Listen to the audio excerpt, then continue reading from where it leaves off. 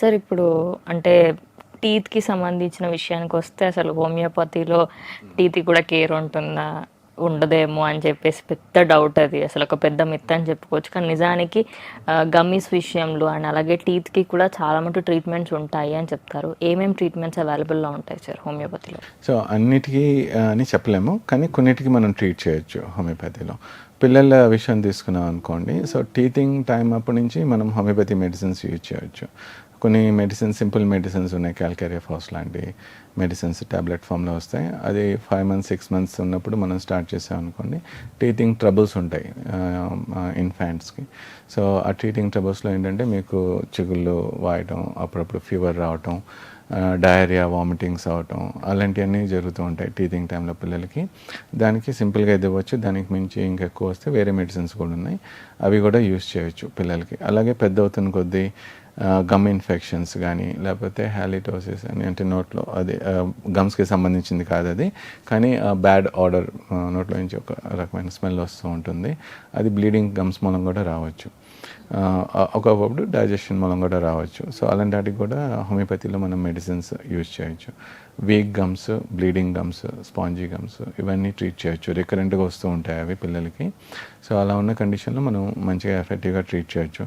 కొన్నిసార్లు dental issue ఉండొచ్చు cause, so అది అడ్రస్ చేయాలి. Then you need to go to the dentist. After that we can use homeopathy to cure the condition which is happening recurrently. Okay. ఆ పెయిన్‌కి సంబంధించి. పెయిన్కి సంబంధించిన, inflammation సంబంధించి చేయొచ్చు పిల్లల్లో.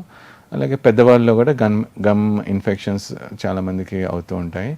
Because of some times it is acid nature of the saliva. అప్పుడప్పుడు gum bacterial infections మూలంగా రావచ్చు. దాని మనం కూడా గమ్ బ్లీడింగ్ అది అవ్వచ్చు. సో దానికి రిలేటెడ్గా ఎఫెక్టివ్ మెడిసిన్స్ ఉన్నాయి. టోటాలిటీని తీసుకుని దాన్ని బట్టి మనం మెడిసిన్ సెలెక్ట్ చేయొచ్చు. Thank you sir. Thank you అండి. సో చూసారు కదా, ఓవరాల్గా డాక్టర్ గారితో మీరు మాట్లాడాలి అనుకుంటే కింద స్క్రోల్ అవుతున్న నంబర్కి ఒకసారి మీరు కాల్ చేసి అపాయింట్మెంట్ అనేది మీరు బుక్ చేసుకోవచ్చు. లైవ్ కాల్ ద్వారా మీ సమస్య ఏంటనేది తెలుసుకొని దానికి సంబంధించి ట్యాబ్లెట్స్ అన్నింటినీ మీకు కొరియర్ చేస్తారు. లేదు హైదరాబాద్లో అవైలబుల్లో ఉంటే జూబ్లీ హిల్స్ దగ్గర ఉన్న వాళ్ళ హాస్పిటల్ మెడికల్ సెంటర్ దగ్గరికి వెళ్తే మీకు ట్రీట్మెంట్కి సంబంధించిన ట్యాబ్లెట్స్ అనేటివి మీకు ఇచ్చేస్తారు. సో సార్, మోస్ట్లీ ఇది యాక్చువల్లీ ఒకప్పుడు నాకుండే ప్రాబ్లం అని చెప్పొచ్చు. నోస్ బ్లీడింగ్ సమ్మర్స్ వచ్చిందంటే లైక్ నేను మొత్తం మాస్క్ పెట్టేసుకొని ఎండలోకి వెళ్ళినా కూడా క్యాప్స్, మాస్క్ అన్నీ పెట్టుకొని వెళ్ళేదాన్ని. ఈవెందో ఆ వేడికి అనుకుంటా లైక్ ఇంటికి వచ్చాకంటే సంథింగ్ బ్లీడింగ్ అనేది వచ్చేస్తూ ఉంటుంది, నోస్ బ్లీడింగ్ నాకు. సో చిన్నప్పటి నుంచి చాలామంది పిల్లలు ఫేస్ అవుతూ ఉంటారు అండ్ పేరెంట్స్ చాలా ఈజీగా తీసుకుంటారు. వేడి ఉందేమోరా, అంతే వచ్చేసిందేమో అన్నట్టుగానే అంటూ ఉంటారు. ఇది సీరియస్ కండిషనా సార్? సార్, నేను చిన్నప్పుడు ఫేస్ అయిన ప్రాబ్లం అని చెప్తాను. లైక్ సమ్మర్స్ వచ్చినాయంటే నేను ఫుల్ కవర్డ్గా ఉండి అండ్ అలాగే నోస్ నుంచి కంటిన్యూస్లీ బ్లీడింగ్ వచ్చేది. అప్పట్లో కొన్ని మెడికేషన్స్ తీసుకున్న తర్వాత నేను క్యూర్ అయ్యాను. ఇప్పటికీ కూడా చాలామంది కిడ్స్లలో ఈ నోస్ బ్లీడింగ్ ప్రాబ్లమ్స్ చాలా ఉంటాయి సార్. అంటే పేరెంట్స్ అయితే భయపడిపోతూ ఉంటారు, కొందరైతే ఏం కాదులే బ్లీడింగే కదా అని చెప్పేసి వదిలేస్తూ ఉంటారు. అంటే సివియర్ కండిషన్ అనుకోవచ్చా సార్ ఇది? ఫెటల్ కండిషన్ అయితే కాదండి. వెరీ రేర్లీ కంటిన్యూస్ బ్లీడింగ్ అయిపోతూ ఉంటే then it can be a life threatening issue. Otherwise it's a very common, చాలామంది పిల్లల్లో అవుతూ ఉంటుంది. మెయిన్లీ పిల్లల ఒక బాడీ నేచర్ బట్టి హాట్ బాడీ టైప్ ఉంటుంది. కొంతమంది పిల్లలు బాగా వేడిగా ఉంటుంది బాడీ. సో అలాంటి వాళ్ళకి ఎక్కువగా ఉంటుంది. అది సమ్మర్లో ఎక్కువ అవుతూ ఉంటుంది. Because of body heat and external heat కలిపి అవుతూ ఉంటుంది. Sensitive capillaries, small blood vessels ఉంటూ ఉంటాయి టిప్ ఆఫ్ ద నోస్ ఇన్సైడ్లో.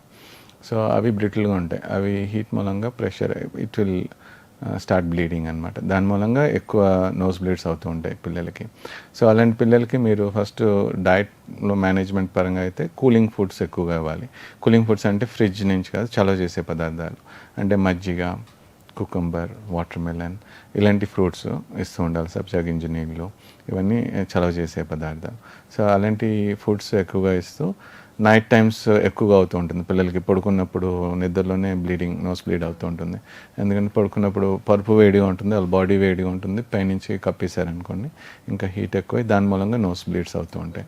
సో అలా కాకుండా కొద్దిగా కాటన్ బెడ్షీట్స్, ఈజీ కవరింగ్స్ అలా పెట్టి కూలింగ్గా ఉంచేటట్టు చూడాలి బాడీని. Then you can manage it better.